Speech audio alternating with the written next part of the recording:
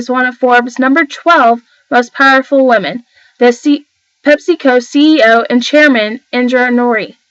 At 56, she has had an amazing resume with a Master's of Business Administration from Yale University and a Bachelor's of Arts and Science from Madras Christian College. She is married and the mother of 2 children, which she gives credit to being a mother, has played an important role in helping with her career. According to Forbes, she said, "In India, mothers play an important role in the careers of their sons and daughters, even when their children are grown up and in executive positions." With this in mind, she looks at her company as her family and makes time for regular staff who need to talk to her. Part of the article from Forbes.com that they did on her that surprised me about this busy woman was how she sees her company as her family, but she takes it even further, and they said every quarter she sends handwritten letters to the spouses of all 27 of her top executives, thanking them for their support despite the long hours of work and travel. And beyond that, she also decided, after visiting her mother, a local woman admired her mother for her success. Indra decided she needed to not just write to the spouses, but also to the parents of the executive, because they too have had to deal with the hardships of working hours and travel of their loved ones as well. Indra has been in the business world for quite some time. In just her 17 years of being at PepsiCo, she has served as president and chief financial officer in 2001, along with being named to PepsiCo's board of directors. She became CEO in October 1, 2006, and in May of 2007, she took the role of chairman as well. Her success list is a long and growing list. While running one of the largest companies in the world, she also has the time being a member of many boards, including the boards of the U.S.-China Board Council and also U.S.-India Business Council, the Consumer Goods Forum, Catalyst, Lincoln Center for the Performing Arts, and the Peterson Institute of International Economics. She is also a member of the Foundation Board of the World Economic Forum and was appointed to the U.S.-India CEO Forum by the Obama administration. Just with this list of successes, you can tell that this is one amazing woman. With her compensation for last year being over $17 million, I think this woman should have more than enough skills to be running her company. And just last year, this amazing leader returned an outstanding total of $5.6 billion to the shareholders. This was just some of her background information. Now let's talk about her traits. As Kurt Blazek said in his blog, A Refreshing Take on Leadership, on October 29, 2010, sometimes she'll patrol the office barefoot. Other days she'll be singing in the halls, which are not typical characteristics of any employee, let alone the CEO. Even though she likes to relax, and she is also known for her aggressive deal-making and the operator behind Pepsi's most strategic moves. Nooyi is also focused on operating a business that has a positive impact on society.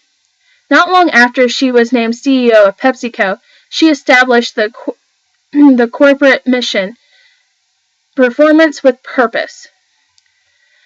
And this approach includes 3 components: human stability, an increase in the nutrition of products, environmental stability, operating responsibility, and a workforce development, creating a place where employees feel they can maintain both a job and a life. Here are a few tidbits of her advice he states in his blog. First, focus on the long run. Nooyi stated the notion of focusing on short-term earnings is a thing of the past. Second, think globally and act locally. Businesses that have customers in different markets across the world need to tailor products, business models, and people practices to each market. 3. Become more open-minded. CEOs have to become learning CEOs, she said. They need to continue to adopt the next leadership principle and learn about technology and the younger generations. 4th, develop emotional intelligence. Nooyi is an advocate of emotional intelligence. She said the way to hold on to the employees is by hooking them emotionally to the job, through the company's business model and what it stands for. His words said it best. Nooyi is an example of a leader who has keen business sense, but also operates with a moral compass. She is fully aware of her actions and believes the way a CEO projects himself or herself sets the mood for the entire company. She says you need to look at the employee and say, I value you as a person. I know that you have a life beyond PepsiCo, and I'm going to respect you for your entire life, not just to treat you as an employee number. Although she is a woman with much power over her company, the thing that she wants her people to come to work for, not just to make a living, but also to make a life. From one of her speeches from the Economic Club of Grand Rapids on February 20th, 2012, she states, this is why, as leaders, it's our job to think not just about driving performance for today, but also for the long term. Having the high respect for her employees and caring for them as if they were her own family it's just one trait that I find very unique with Indra. Another point in her speech I would consider a trait of some importance is adaptability. She stated, as Darwin observed, it's not the strongest, but the most adaptable, who survive and thrive. What history teaches us in the adapting to change has stymied even the best business minds. This is an age where companies can succeed at record speed. She believes it's all about hiring the right people, delegating responsibility, and creating the conditions that enable talented leaders across the organizations to succeed. Just from working at PepsiCo, she has 4 lessons, which starts with you need open ears, then open eyes, open mind, and an open heart. Although some of these I mentioned a little earlier, but in this speech she goes into more detail about her lessons. Her first thought about having an open eyes starts with leaders asking, what are the gaps between our aspirations and how we perform? What are the gaps between our strategies and what the market demands? What are the gaps between the future trends and our ability to lead them? And how do we convince and persuade our people to embrace change, rather than to fear it? She says answering those questions with brutal honesty, you can also have courage to see yourself and the world through eyes of others and ask, what do our suppliers need? What do regulators and investors demand? What do our employees need? And what are customers and consumers really asking of you? Her view on these questions are if there are any gaps between what they need and what you do, you need to change. She believes that the trick is to perform while you transform. That's where her adaptive leadership comes in. As her speech continues, she goes into her second lesson, which is to approach every situation with open ears. One of her quotes that I liked was, adaptive leaders are first and foremost good listeners. Good ideas can come from anywhere in an organization or across the spectrum of external stakeholders, including consumers, customers, suppliers, and regulators, just to name a few. She also said, internally we realize that employees must feel free to offer their ideas in order to create a truly adaptive culture. Hierarchy is the enemy of adaptability. She sees teamwork as an importance, and though she may never have the right answer, having the right people with diversity of perspectives, they can come up with the ideas, and that will allow solutions to emerge from the team. An interesting concept she came up with was for her young PepsiCo employees to raise their voice and to share their ideas. Most of the time, you never see a big company do anything along these lines just because their young employees mainly don't have the experience or the knowledge of the company like the older employees.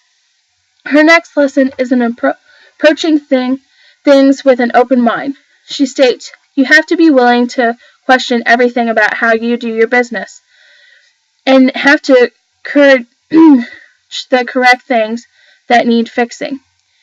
If you approach adaptive leadership with open eyes and open ears, you need to be able to act on what you find. It comes down to being willing to act on what you find and to take whatever steps are necessary to self-correct, no matter how difficult. A thing that most companies nowadays, along with PepsiCo, have faced would have to be global operations and having to be open-minded to changes and cultural changes to succeed. Last parts of her lesson, she talks about leading with an open heart. This is one thing that, just from all the research I have done on Indra, which I did not find anything bad about her, she does the best. She recognizes that her employees want to make a living and make a positive contribution in the world. She states, the place where the impact of performance with purpose is felt the most deeply is among our own employees. Performance with purpose has signaled to our employees that we recognize that they are first wives, husbands, mothers, fathers, daughters, and sons, and citizens of every community in which they live and work. This has unleashed their deepest emotions and brought them closer to PepsiCo. She makes the comment to have this kind of culture, the CEO has to have leadership skills and IQ, along with what she calls EQ, emotional intelligence. I like this point she makes because mainly, yeah, you're in the business to make it successful company and make it succeed along with making it money, but sometimes you need to have some sort of connection with your company emotionally to understand your employees better. From the website I found, I Want Her Job, the article, the 5 skills every CEO in training needs to begin developing, Indra talks about what she states are the 5 C's of an effective CEO. First, competence. She states everyone should have a proper skill that everyone looks at and says, so-and-so is the go-to person for that skill. Because unless you're really known for something and not just as a generalist, you don't stand out from the pack. But in order to be competent in something, you need to be a lifelong student because you've got to be constantly refined in your knowledge of that subject so that you remain ahead of everything that goes on in the field first. Second, she combines as a pair courage and confidence. Her logic for this is, as she says, you can be very, very competent, but if you're not willing to speak, if you're not willing to have the confidence based on your knowledge, what's the point? So courage and confidence are very important. The third is communication skills, written and oral, because as she says, as a leader, you constantly have to mobilize the troops. The fourth skill is consistency. The reason for this, as she says, is because you can change your mind, but change your mind against a consistent framework. If you aren't consistent, people will always second guess what you do. So be consistent. And the last skill is your compass. Indra believes integrity is critical in this job. She states, you can be competent, courageous, confident, and a great communicator and consistent, but if you don't have integrity, if the compass doesn't point true north, everything else crashes down, as we've seen in recent years. All of these lessons she lives by is just a few of the things that make her an amazing CEO, and being a woman makes her success even more exquisite. I hope you enjoyed my report, and thank you for watching.